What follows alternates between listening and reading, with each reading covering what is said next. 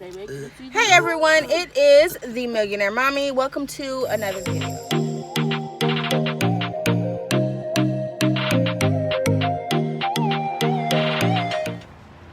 Oh, that's better. Outside is so much better, right? Y'all, my melanin look good in this sunlight. Ooh. Okay, so this appointment is just to make sure that I am following through on my liquid diet and to make sure that I'm ready for surgery because we literally 7 days away. So if you are interested in having bariatric surgery, which is what I'm having, they do duodenal switch to be exact. You do have to be on a liquid diet for 2 weeks prior to your surgery to make sure that your liver shrinks enough for them to go in and, do whatever they need to do. And that also ensures that they don't have any accidents or complications because your liver is in the way. I will say the liquid diet hasn't been as hard as what I thought it would be. Like, you figure out how to maneuver around it. I didn't do a video because I thought that was self-explanatory. I don't really think that a lot of people look forward to liquid diets. But I do have my little one here with me just because he wanted to get out the car. But we are actually walking up to the office right now. And I will see you guys in a moment. All right, so we checked in and we're sitting, Kaden and I, and we're waiting to be seen by the doctor. I don't think it's gonna take long. Usually, Dr. Beltray is, at least they get you in pretty fast. And then it's all about him coming to talk to you. So I don't think it'll be very long, but y'all, I'm cute. Ew. But I'm cute. Got on some bell-bottom pants. Look at my pants. I'm excited. I'm ready. I'm not nervous, not scared. I'm just ready for it to be over with. So, I will see you guys inside. Have a seat here.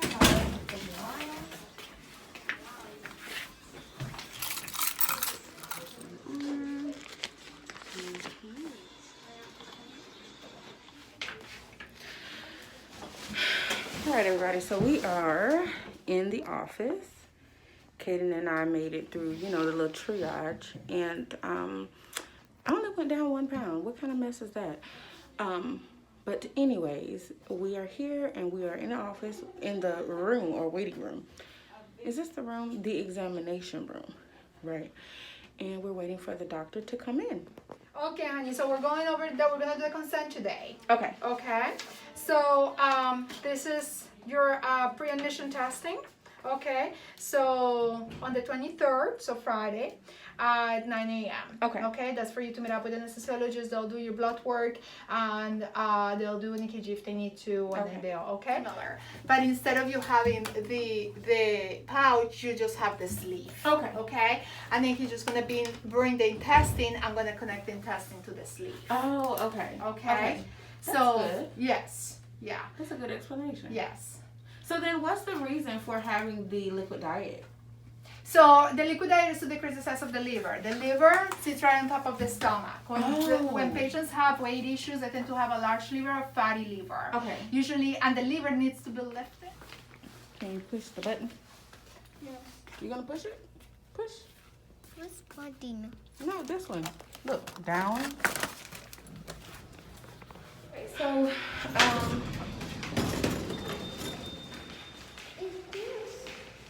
the appointment is over. We are leaving, and it was just a lot of information, a whole lot of information. The appointment was about an hour long, probably a little bit over an hour, and it was really just a lot of talking, and information, and just a lot. There's so many complications, more more complications with the duodenal switch than there is with the sleeve. And this is the rest of the vlog. I'm so sorry that I did not finish the vlog, but the rest of that appointment was just a lot of personal information that she was going over, and it was over in like maybe 2 hours, and it was just, and I didn't even have a holder or a tripod, so all that time I was holding the phone, and she was just doing a lot of talking. So I decided that I would come on here and I would kind of give you the synopsis of the rest of that appointment, and then I'm also going to go over the complications for my surgery, the hospital stay, the recovery, and the diet. So if you see me looking down to the side anywhere else, one, we are on vacation, so you may hear music. You're probably going to hear people splashing and other things at times, because we are right next to, on the resort, we're right next to one of the pools, and then you're probably gonna hear cars driving. Anyways, so for those of you that do not know, I am scheduled to have bariatric surgery on April the 28th. And it was the 29th. They changed it to the 28th. So April the 28th, I am scheduled to have the duodenal switch. I already have had a previous gastric sleeve. And I started to regain some of my weight, as well as the fact that my diabetes was not resolved. Y'all, it's hot out here. My skin look good, but it's hot. So I'm going back to not only restart that weight loss, but really to resolve the diabetes. So duodenal switch is the best surgery to help me with that diabetes resolution. So hopefully that works for me. Fingers crossed. Pray to God it's gonna work. Okay, so first things first is the complications. Now, I wrote down 7 complications. There was like 3 pages of complications, and I think that all the complications are worth looking at, but there were 7 that it really stood out to me. Now, I do have my notes here, so I am going to be looking at them.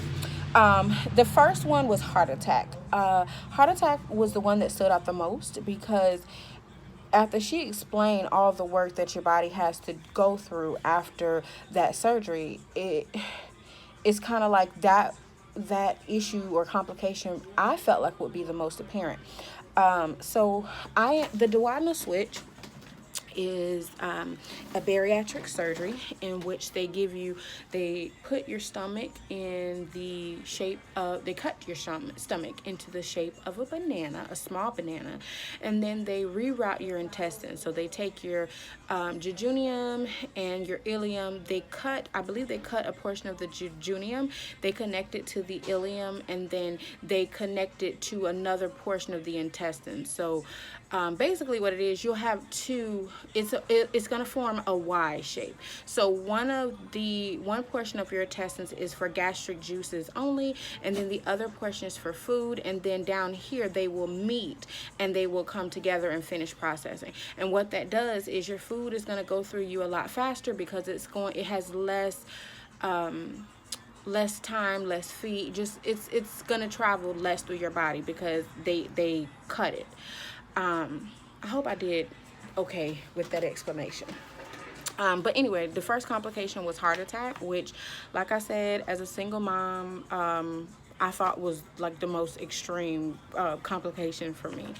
Gallstones, which is the second, I was informed that if they go in and they see that I'm having issues with my gallbladder, or it doesn't look so well, that the doctor will remove it on site. That reduces the risk of me having to come back and them having to open me up later.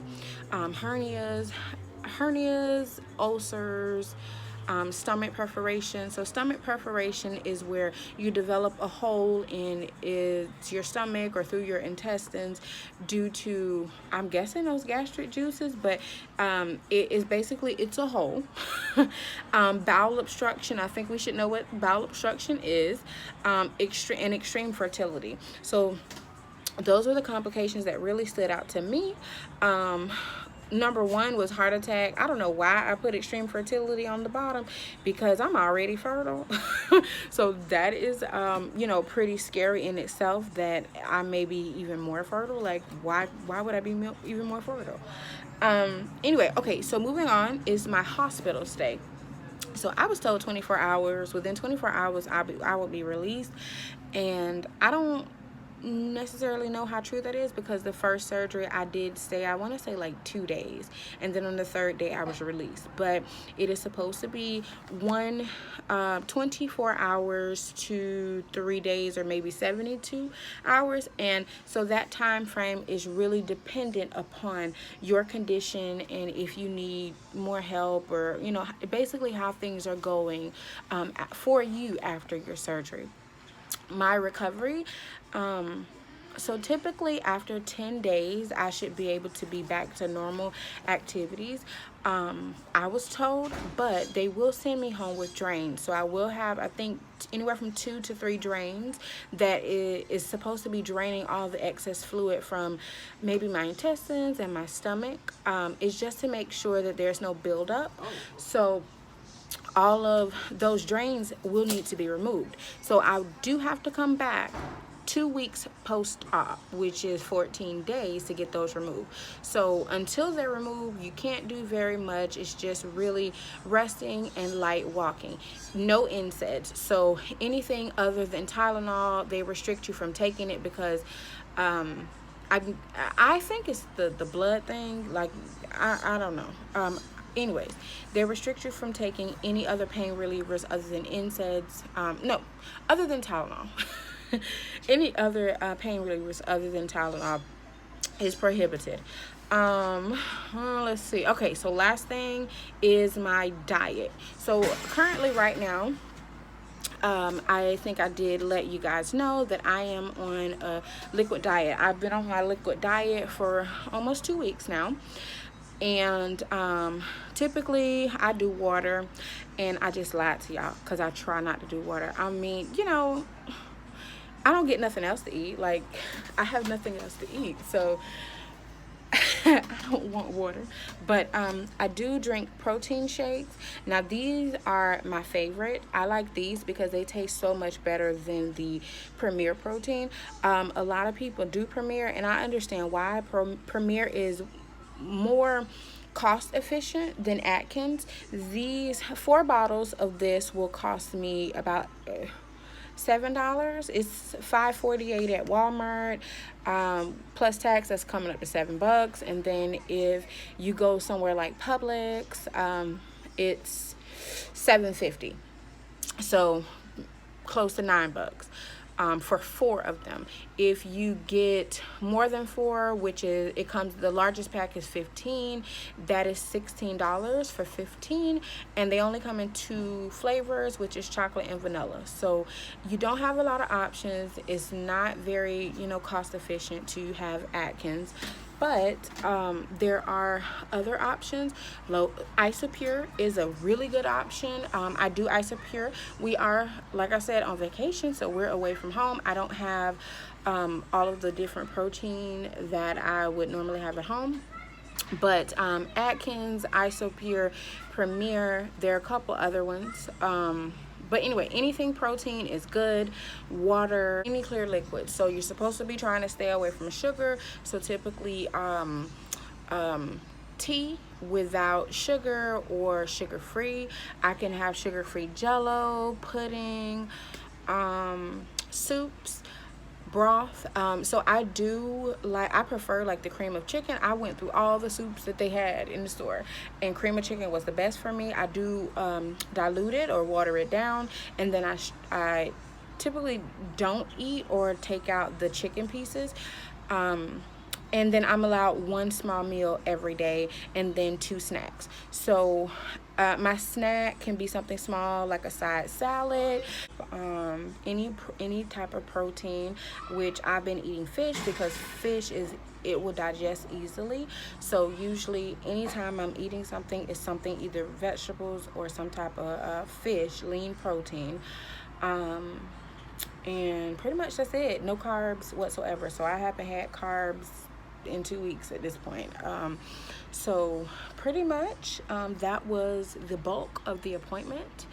And today I had pre-op at the hospital. I really should have walked y'all around, but it was really nothing. It was just going over my health history, which I felt like Sister Girl was real nosy. So for those of you that did not watch my very first weight loss video, I have been diabetic since 2009, and this is 2021.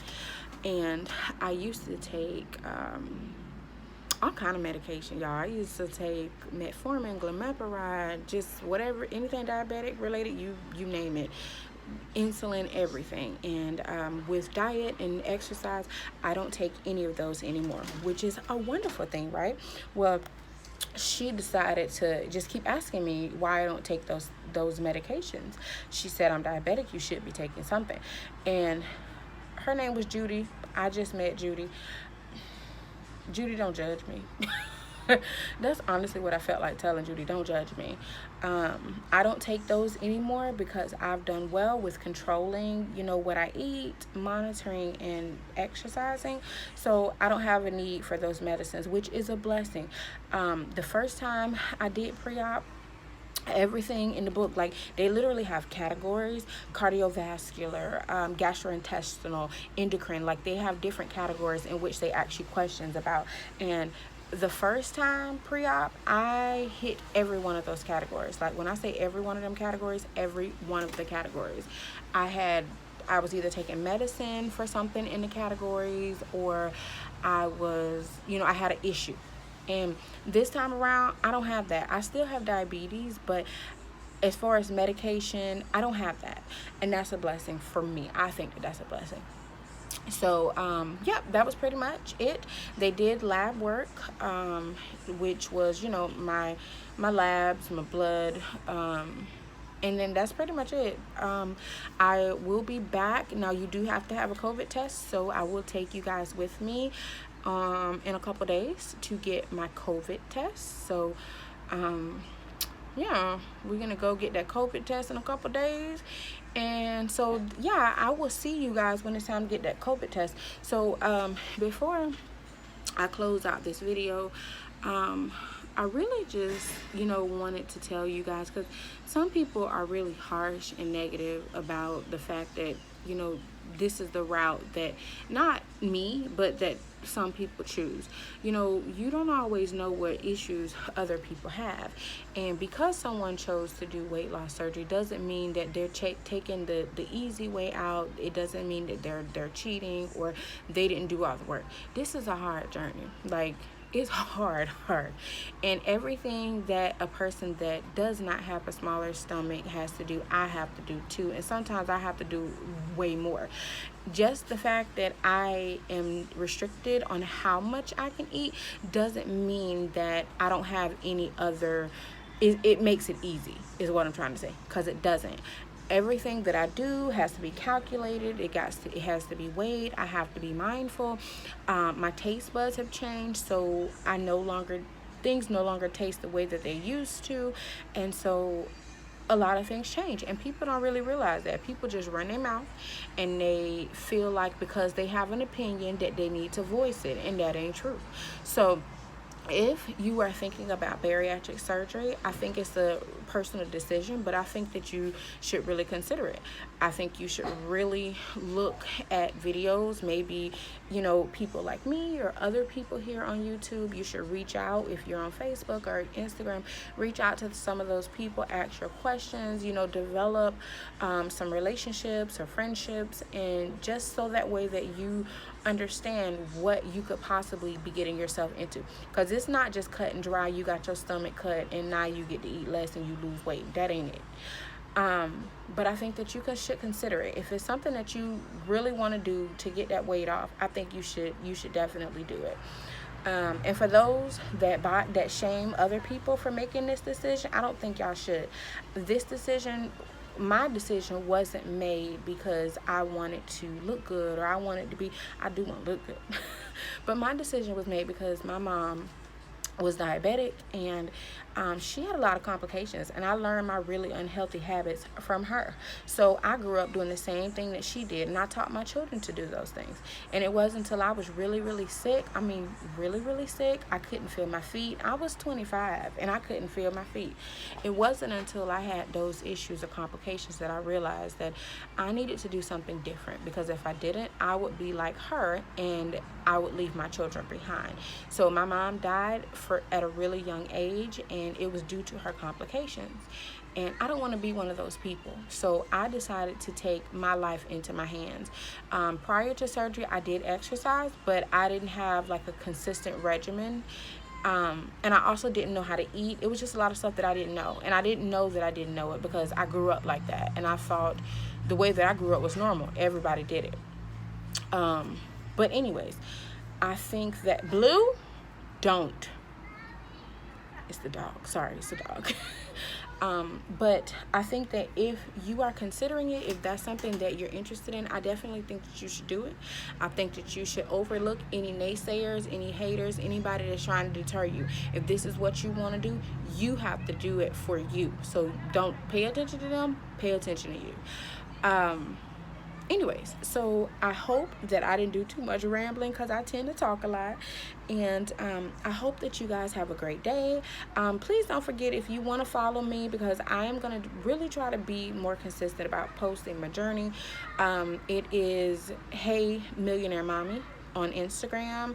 You can email me at heymillionairemommy@yahoo.com, and you can always post a comment or leave a message down below, and I will get back to you. So thank you guys for watching, and I will see you in the next vlog when we go get that COVID test. So have a great day, guys.